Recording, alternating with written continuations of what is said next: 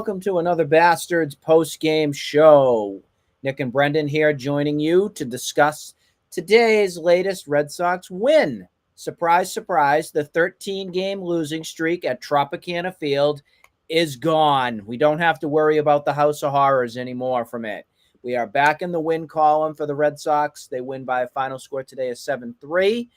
You got a very good quality start from Brayan Bello today. But the story of today's game was that thumper, that number 4 hitter for the Red Sox, that first baseman type who's become a force to reckon with in this lineup as of late, Tristan Casas. Got the go-ahead 3-run home run in the 6th inning, and the Red Sox never looked back from that point on. To me, one of the more stunning wins of the season. I didn't expect it. I love being surprised in a good way. I feel like we were all surprised today on Labor Day. Nick, when you look at how the Red Sox have faced adversity lately, they were behind against Houston. They folded and died. They were behind against the Dodgers. They folded and died. They, once again, against Houston, behind, folded and died. The Red Sox were down 3-0 in this game. Tristan Casas brings them life. Big 3-run shot. Yoshida seals the deal again with a 2-run shot. Beautiful stuff. I picked them to win this game, especially with Brayan Bello on the field, giving you 6 innings and 7 Ks. Love to see that. And then you ran your A team between you had Bernardino and Jansen and Martin in there, closing that out. Love to see that for the Red Sox. We go on tomorrow. A big win in Tropicana. Winkowski also threw today. You're right. Winkowski threw today. That's who Not I was. And it was a 0 outing from the bullpen. It was great. I mean, that was much needed confidence boost today in my eyes. In particular, the bullpen, because the bullpen had been shaky as of late. You got the quality guys that were there to get that job done.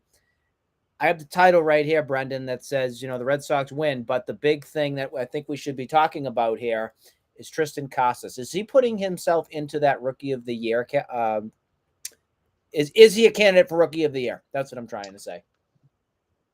Henderson is definitely on top over there in Baltimore. The kid is electric.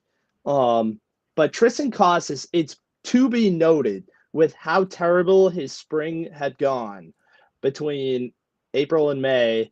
It was not good. June, it was still pretty subpar. But at the turn of July, this kid caught fire and hasn't let go. Tristan Casas has got his OPS up to over 865 now. He has 23 bombs. Kid has been electric. The defense is improving as we go on. It's not quite solid yet that I'm going to start relying on it, but I believe in the kid. A rookie season. It's going to take some time. What I'd love to see is the adjustment with the choking, with the bat, all of it. Tristan Casas. Kid is being feared by the pitchers earlier, a couple shows back, where we talked about the approach with the bat, and it was just the adjustment with the hands, putting them into a much better hitting position where there's some comfort and consistency coming from it. You're starting to see those results play itself out. You're also seeing Yoshida also heat back up. His name is also in consideration for that Rookie of the Year as well. Today, we got the big 2-run home run from him. I think what I'm seeing a difference here, and Alex Cora talked about this post-game, was it seems like he's got his leg strength back. For whatever reason that was there, I think that getting him off his feet, getting him healthy, and getting his fundamentals back in tune was very important for Yoshida to start getting that consistent approach, which we have seen quite a bit this season. Is he back 100% yet? That's to be determined from everything. But from what you've seen, at least for the past couple of days, I am starting to feel confident right now with some of these guys' fundamentals getting back into the right spot. Another guy whose fundamentals are on point continues to stay hot. Adam Duvall had another clutch RBI in this game. Consideration right here for the offseason is Duvall brought back? I don't see how you can't. This guy is your right-handed guy in your lineup that's been hitting bombs away, but he's starting to 100% feel himself with the bat. He's getting that consistent approach up there where you are now starting to see the reason why the Red Sox wanted to get him into this team and get him into this lineup. So I would entertain Duvall back. Nick, you're talking about Adam Duvall. I think he is a lock to be re-signed, if not for more than just a 1-year deal, maybe an extension. He is that clutch right-handed bat that you needed because you're very lefty heavy. Before he injured the wrist on the diving play that he made a great play with in center field. It was awesome. But he was an MVP candidate. This team was in the top 5 on the power rankings of MLB baseball. Adam Duvall was a huge part of that. Atom bomb, night in, night out. Love to see him perform the way he can with the bat. You have to bring him back. You have to bring Adam Duvall back. I just have a quick question for you. I have a quick question. So do you give out your MVP awards for after 2 weeks in a season? I'm just curious. All right. All I'm saying is before he was injured, he was in the conversation. I'm not giving him anything yet. For 2 weeks in April. Mm-hmm. But he was electric. And then he was hurt, and it took him a while to readjust. But we're seeing it again. And that's why I know now that I'm seeing it again, yeah, he could just be getting hot. But if he's getting hot against the Dodgers and the Astros twice, and he's still keeping it up against Tampa, I warrant looking into Adam Duvall, keeping him on a big spot in this club. The wrist is one of those things in baseball that is very complicated to get back 100%. It takes time. I've said this before in our show where with Nomar. Nomar had a terrible wrist problem that happened in 2001. Never really was the same player after that. 2002, he came back. He was half decent. 2003, same thing.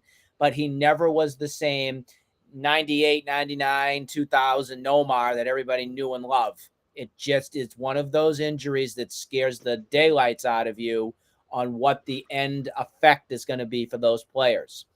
Tomorrow, the Red Sox will play once again against the Rays. It'll be a 6:40 start.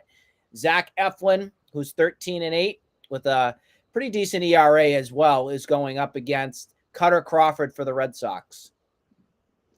Give me your voice of reason. What do you think's happening tomorrow? Not too confident in it, but I gotta back the Sox after a 3-game win streak. I'm backing the Sox for one more here. Brendan's had way too much Kool-Aid, folks. Way too much. He's sipping on it. Drinking the Kool-Aid today. I'm backing him tomorrow. Not confident, but I'm hopeful. I'm hopeful for tomorrow. The hopefulness on this, which could lead you to something, Brendan, is that Cutter Crawford coming back in a bounce-back start after his last outing could be a really different approach that we could take here. And he throws better on the road. That's the other thing.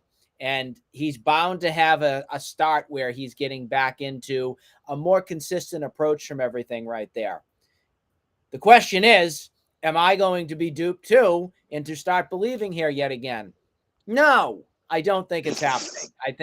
I think what we got today was excellent.